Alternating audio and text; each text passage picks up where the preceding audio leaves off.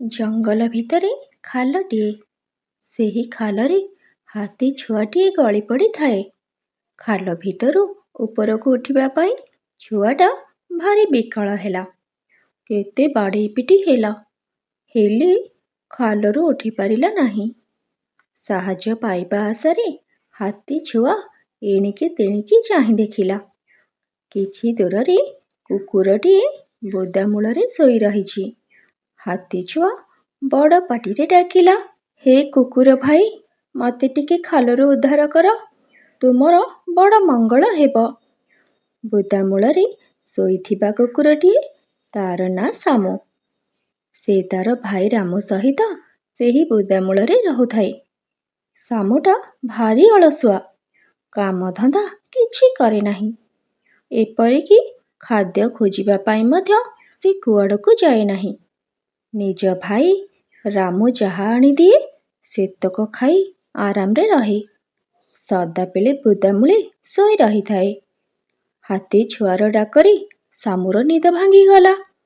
ନିଦ ଭାଙ୍ଗିଯିବାରୁ ସେ ବଡ଼ ବିରକ୍ତ ହେଲା।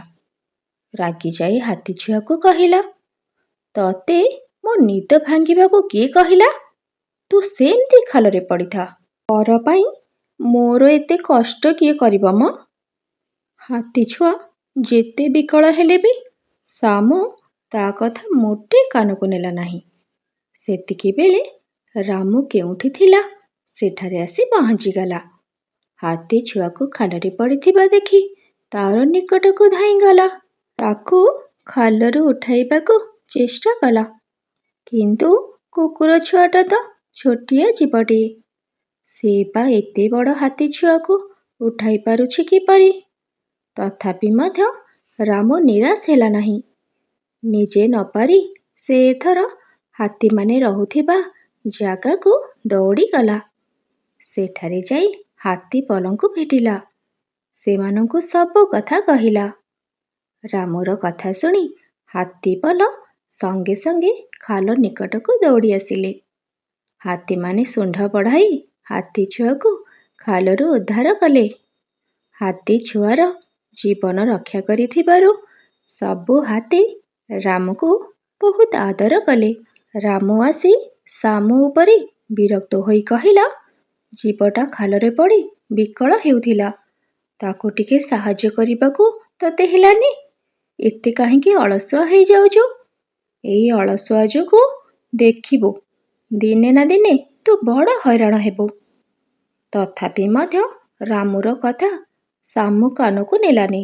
ପ୍ରତିଦିନ ଏହିପରି ସୁନ୍ଦର ସୁନ୍ଦର କାହାଣୀ ଦେଖିବା ପାଇଁ ମୋ ଚ୍ୟାନେଲକୁ ସବସ୍କ୍ରାଇବ୍ କରନ୍ତୁ। ଦିନକର କଥା, ସେଦିନ ସକାଳଟାରେ ହଠାତ୍ ଜଙ୍ଗଲରେ ନିଆଁ ଲାଗିଗଲା। ଗଛ ଗୁଡ଼ାକ ସବୁ ହୁତୁ ହୁତୁ ହୋଇ ଜଳିଲା। ରାମୁ ବଡ଼ି ସକାଳୁ ଖାଦ୍ୟ ଖୋଜିବା ପାଇଁ ଚାଲି ଯାଇଥିଲା। ଶାମୁର ନିଦ ଚାଉଁକିନି ଭାଙ୍ଗିଗଲା। ଶାମୁ ଦେଖିଲା ଜଙ୍ଗଲରେ ନିଆଁ ଲାଗିଛି। ନିଆଁ ଗଛକୁ ଗଛ ଡେଇଁ ଡେଇଁ ଆଗେଇ ଆସୁଛି।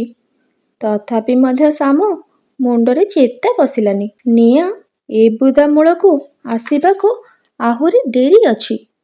ଏଣୁ ଆଉ ଟିକେ ଶୋଇପଡ଼େ। ଏହା ଭାବି ବୁଦା ମୂଳରେ ପୁଣି ଶୋଇପଡ଼ିଲା। ଶାମୁର ପୁଣି ଯେତେବେଳେ ନିଦ ଭାଙ୍ଗିଲା, ସେ ଦେଖିଲା ନିଆଁ ତା ଚାରିପଟେ ଘେରି ଯାଇଛି। କେବଳ ସେ ଶୋଇଥିବା ବୁଦାଟି ଯାହା ରହିଯାଇଛି।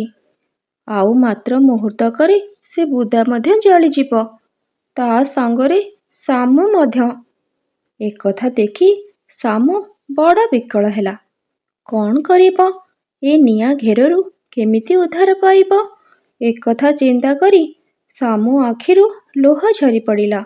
ଏ ଅଳସୁଆମି କାହିଁକି କଲି? ଶେଷରେ ନିଆଁରେ ପୋଡ଼ି ହେଇ ମରିବି। ଏତିକିବେଳେ ଶାମୁ ଦେଖିଲା ନିଆଁ ସେପାଖେ ରାମୁ ଦଳେ ହାତୀଙ୍କୁ ନେଇ ଆସୁଛି।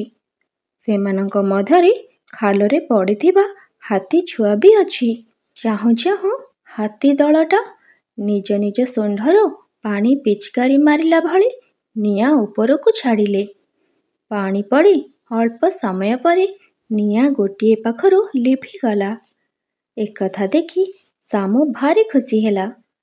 ସେ ଡିଆଁଟି ମାରି ନିଆଁ ଘେର ମଧ୍ୟରୁ ବାହାରି ଆସିଲା। ସେ ସିଧା ଯାଇ ହାତୀ ଛୁଆର ଗୋଡ଼ ତଳେ ପଡ଼ିଗଲା। କହିଲା, ହାତୀ ଭାଇ, ମୁଁ ଭୁଲ କରିଛି, ମୋତେ କ୍ଷମା କର। ଶାମୁ କଥାରେ ହାତୀ ଛୁଆ ମୁରୁକି ହସିଲା। କହିଲା, ସେ ଭୁଲ ଛାଡ଼।